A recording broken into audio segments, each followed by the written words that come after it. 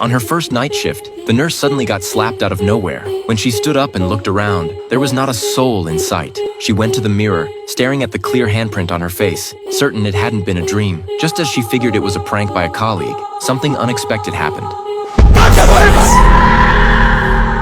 The story takes place in a hospital in Mexico. On her first day of work, Sophia was assigned to work the night shift alone in the intensive care ICU. The head nurse handed her the keys and warned her, if she encountered any other nurses during the night shift, she must not speak to them. After Sophia left, one nurse said they should tell her the truth, but the head nurse clearly had no intention of doing so. When Sophia arrived at the ICU, the empty corridor genuinely gave her the creeps. She summoned up her courage and started working. At first, everything went smoothly, but just as she was about to change a patient's dressing, she suddenly heard singing coming from the corridor.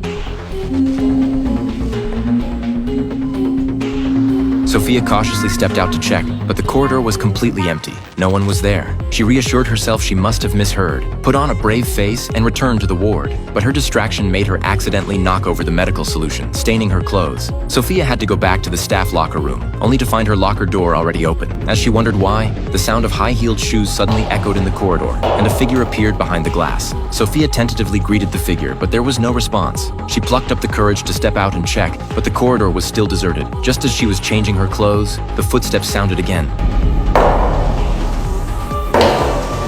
Peering out from behind the locker, she saw the figure wearing a nurse's cap, moving stiffly like a zombie. Sophia froze in terror, staring fixedly at the figure, which seemed about to walk into the locker room at any moment. Yet in the next second, it vanished without a trace. Sophia didn't believe in ghosts, so she thought these bizarre incidents were definitely pranks by her colleagues teasing the new girl. She didn't have time to think further, as the patient was still waiting for her to administer an injection. Sophia hurried back to the ward. When she was about to give a man a painkiller, he said a nurse in a black cloak had already given it to him earlier. Sophia quickly checked the records and found an unfamiliar signature had indeed been added, and some of the painkillers in the tray were missing. Furious at her colleague's extreme behavior, she stormed to the nurse's station to confront them. However, the colleague replied that only Sophia had the keys to the ICU. She couldn't have gotten in at all. Moreover, black cloaks were worn by nurses 100 years ago and had long been phased out. The colleague solemnly warned her. The ICU had always been haunted, so she must not fall asleep during the night shift. Sophia stood frozen, suddenly regretting taking the job. As she returned to the ICU with a heavy heart, the lights in the corridor began to flicker violently.